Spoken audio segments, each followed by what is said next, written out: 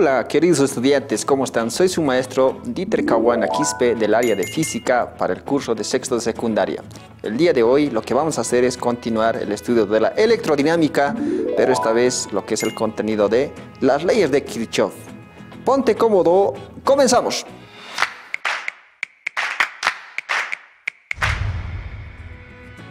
Para que se entienda lo que son las leyes de Kirchhoff, pues bien, es un científico, Robert Kirchhoff, que estudió estos fenómenos físicos y a través de eso estudió dos leyes fundamentales. Lo que es la primera ley, la ley de nudos, y una segunda que es la ley de mallas, o también conocido como la ley de corrientes o de voltajes en el segundo caso. Pero estas leyes son bien aplicadas, estudiantes, en nuestras viviendas. ¿Ustedes vieron algún empalme de estos conductores eléctricos en sus viviendas? Pues sí, justamente ahí está la primera ley de Kirchhoff, nudos, primera ley. Ahora, ¿cuándo se observa la segunda ley?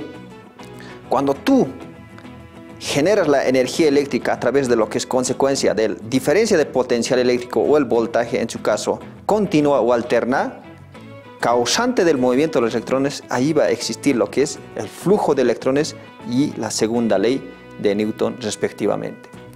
Pero estas leyes son bien aplicadas, estudiantes, lo que es en el estudio de la electrónica y en la eléctrica, también aplicado en la electricidad principalmente. Para que entiendas mejor el contenido, te invito a que veas el siguiente video.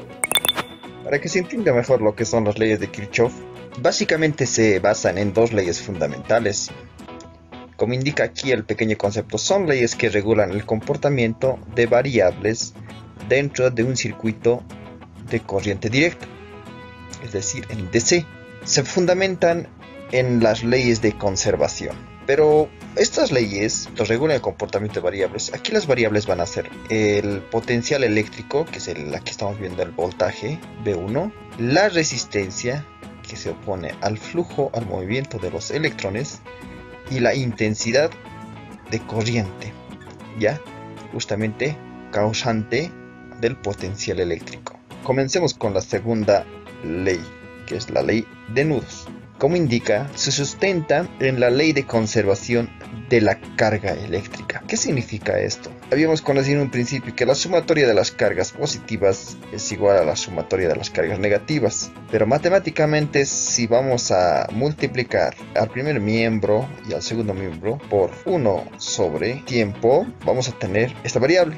Es decir, la sumatoria de las cargas positivas respecto al tiempo es igual a la sumatoria de cargas negativas respecto al tiempo. Lo que me da carga sobre tiempo me va a dar intensidad de corriente. Por lo tanto, la sumatoria de corrientes que llegan es igual a la sumatoria de intensidades que salen. ¿Pero qué significa esto? Para que se entienda mejor este gráfico. La ley de nudos, como indica su nombre, nudos, prácticamente este es un nudo donde se unen más de dos ramas. Prácticamente es una rama, otra rama, ahí está la cuarta, tercera rama. Entonces, cuando llegan a este nudo, las intensidades que llegan y salen, o sea, tiene que conservarse la carga eléctrica. Todas las cargas eléctricas que llegan tienen que salir. En este caso, como en este ejemplo, ¿cuáles son las intensidades que llegan? Primero va a llegar I2, que es la intensidad 2, y la intensidad 3 llegan al nudo. ¿Pero quiénes salen? La intensidad 1 y la intensidad 2. Entonces ahí se refiere la conservación de carga eléctrica. Para que se entienda mejor, vamos a tener este pequeño concepto. Tenemos aquí un circuito DC, que es aquí una fuerza electromotriz que está dado por 10 voltios y va a generar una intensidad, un flujo de electrones. Se va a desplazar por la resistencia R1 de 2 ohmios y llega a este nudo. Veamos cuántos nudos tenemos. Aquí tenemos un nudo A y un nudo B. Recuerden, ¿por qué es un nudo? Porque tiene que tener más de dos ramas. Una rama, dos, tres. Entonces prácticamente se vuelve un nudo. Entonces, es decir, también se podría decir la unión de más de 12 conductores, ¿no? Entonces prácticamente se forma un nudo. En el nudo A, por ejemplo, llega la intensidad 1. ¿Ya? Llega. ¿Quiénes salen? La intensidad 2 y la intensidad 3. Pero todo lo contrario sucede en el nudo B. ¿Quiénes llegan ahora? La intensidad 2 sigue bajando y llega. esta intensidad 3 sigue circulando por todos estos circuitos, estas variables que son la resistencia y el potencial eléctrico, y llega. ¿Quién sale? La intensidad, que es la misma intensidad que ingresó al nudo. Pues está la conservación de la carga. Entonces la intensidad que llega es igual a las intensidades que salen. Entonces la intensidad 1 llega y la intensidad 2 y 3 salen respectivamente. Pero tenemos que reemplazar esto con una variable que ya lo habíamos conocido, que es por la ley de Ohm. Ya entonces, que dice que el potencial eléctrico es directamente proporcional a la intensidad. O matemáticamente, el voltaje es igual a la intensidad por la resistencia. Entonces estas variables, despejando la intensidad, debemos reemplazar, ir despejando y jugando con las ecuaciones correspondientes. Acá tenemos otro ejemplo. Aquí tenemos ya definido una intensidad de corriente que es de 18 miliamperios, intensidad I1, llega al nudo 1, ya, llega y salen las intensidades I2 y 3 respectivamente, pero cada uno de 9 y 9 miliamperios respectivamente también. Intensidad que llegan es igual a la intensidad que salen. No tenemos que perder este concepto. La sumatoria de intensidades que llegan es igual a la sumatoria de intensidades que salen. ¿Quién llega? Llega a la intensidad 1 y salen las intensidades 2 y 3. En el nudo 1, ¿cuánto vale la intensidad 1? Está con 18 miliamperios. La intensidad 2 vale 9 miliamperios más la intensidad 3, que es 9 miliamperios. Haciendo la suma respectiva me va a dar la misma cantidad, lo que se cumple lo que es la conservación de la carga eléctrica. En el nudo 2, que es en este punto, tenemos las intensidades que son distintas. Ya llegan las intensidades I2 y 3 y sale la intensidad I4.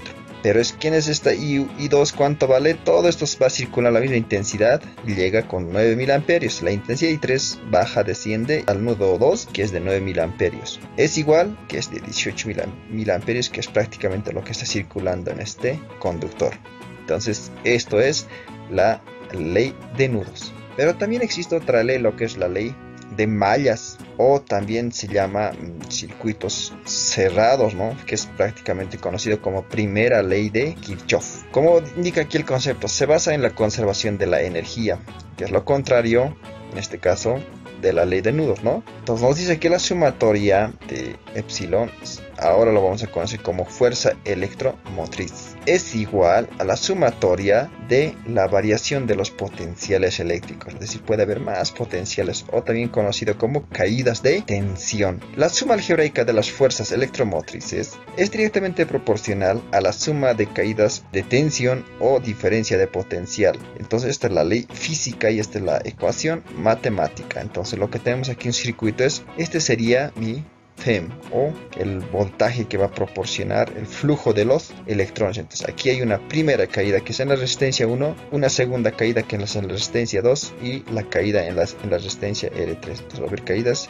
Esto va a ser potencial eléctrico, diferencia de potencial o caídas de tensión. Acá tenemos un ejemplo. Tenemos una fuerza electromotriz de 12 voltios. Las caídas que se van a hacer por el flujo de electrones que hay en esto. Identificamos primero una primera. ¿Qué hacemos? Identificamos una malla. Para que exista una malla tiene que haber un circuito cerrado. Entonces aquí hay una malla, dos mallas, con sus respectivas variables, la resistencia, la intensidad y el potencial eléctrico, ¿no? Lo que hacemos es, a partir de esta intensidad, cuando circula el flujo de electrones, hay flujo de electrones, entonces ya va a haber caídas de tensión, pero hay resistencias compartidas por dos mallas.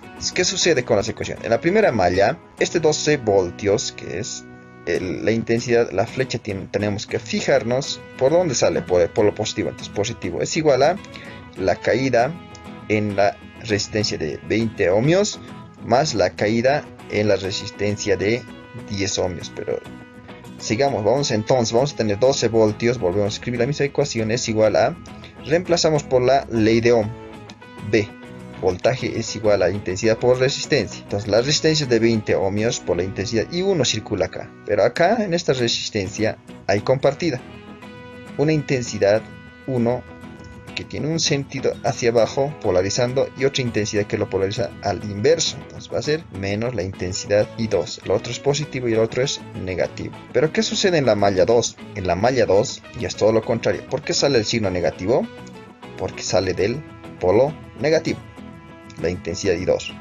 Entonces va a ser igual la caída en 10 ohmios más la caída en 30 ohmios. Entonces menos 6 voltios es igual a 30 I2, porque es la malla I2, la malla 2 más 10, que es la malla, en este caso en la resistencia, menos esta resistencia que es compatible la polaridad inversa, ¿no? Esta malla es positiva, ahora el otro la polaridad inversa, ¿no? Entonces por eso sale el signo negativo. Hagamos una práctica. Entonces lo que puedes hacer es practicando en tu cuaderno. Vean cuántos nudos tenemos. Acá tenemos un nudo A, 1, 2, 3, 4 nudos. ¿Cuántas mallas? 1, 2, 3. Entonces los circuitos pueden ir formándose de esa manera. Eso es la ley, las leyes de Kirchhoff. Las leyes de Kirchhoff, como lo viste, es bien aplicativo, estudiante. Lo que es principalmente en nuestras viviendas. Ahí se puede observar.